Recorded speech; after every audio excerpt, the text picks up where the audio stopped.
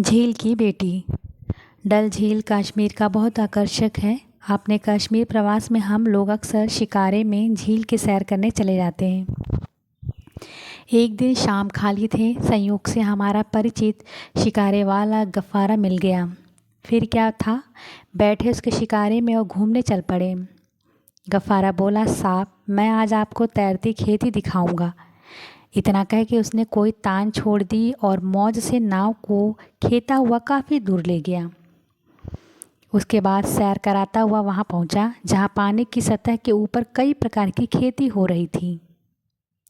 नाव को रोककर बोला, यहाँ आप उतर पड़िए और देख लीजिए कि इंसान ने कैसे करिश्मा कर दिखाया है।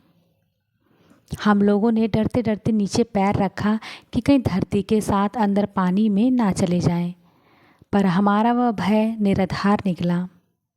फिर तो बेधड़क इधर उधर घूम रहे हैं। नीचे काफ़ी गहरा पानी था, ऊपर घास की मदद से मिट्टी जमा कर खेती की गई थी। घूम घाम कर फिर नाव में आ गए और कमल के फूलों और बड़े बड़े पत्तों के बीच से नाव को निकालता हुआ गफ्फारा दूसरी ओर चल पड़ा।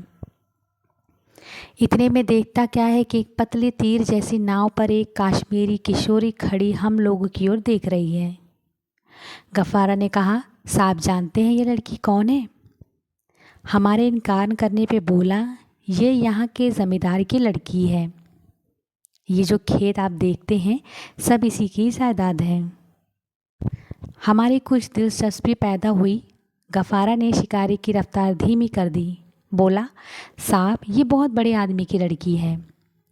शाम को यहाँ आती है और घर के लिए साग तरकारी वगैरह ले जाती है। अभी इसकी शादी नहीं हुई है। हमने कहा, इसे यहाँ बुलाओ। गफ्फारा बोला, जनाब इसका बड़ा ऊंचा दिमाग है, आप बुलाइए, आवेगी नहीं। हमने कहा, नहीं हम नहीं बुलवाएंगे, तुम बुलाओ। गफ्फारा मुस्कुराया। नाव को उसने रोक दिया और लड़की को आने का संकेत दिया। लड़की कुछ सहमी, लगा वह नहीं आवेगी।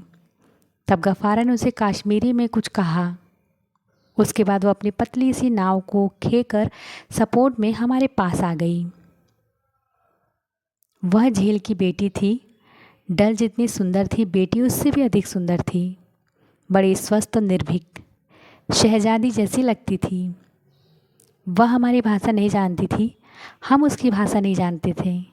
हमें गफ्फारा की मार्फत उससे पूछा, उसके पिता कहाँ रहते हैं, उनके पास कितनी खेती है, कितनी उसे आमदनी हो जाती है, घर में कितने लोग हैं, झील में अकेले आते जाते उसे डर तो नहीं लगता, आदि आदि।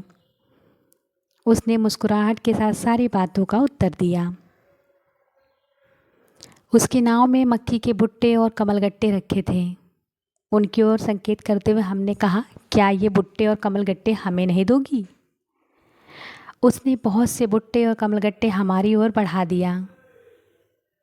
हमने उसे रोका, कहा, नहीं हमने तो यही कहा था, हमें नहीं चाहिए। तुमने अपने घर के लिए इन्हें इकट्ठा किया है, ले जाओ। पर वह नहीं मानी और ज़बरदस्ती काफ़ी भुट्टे और कमलगट्टे हमारी नाव में पहुंचा दिया। इनके पैसे कितने हुए, हमने पूछा। तो पैसे? कैसे पैसे? उन्होंने गफ्फारा के द्वारा विस्मय से उत्तर दिया। ये जो चीज़ें तुमने दी है उनके हमने पैसे लेने के लिए आग्रह करते हुए कहा। उसकी मुस्कुराहट गंभीरता से परिणत हो गई। माथे पे बल डालकर मुंह बनाकर उसने कहा, आपने हमें समझ क्या रखा है? आप हमारे खेत पर आए हैं, हमारे मेहमान हैं, आपके मन में पैसे देने की बात आई कैसे? इतना कह के उसने डांड उठाया और हम कुछ कहे हैं कि उससे पहले ही अपने तीर की नाव को तेज़ी से चलाकर अपने रास्ते पे बढ़ गई।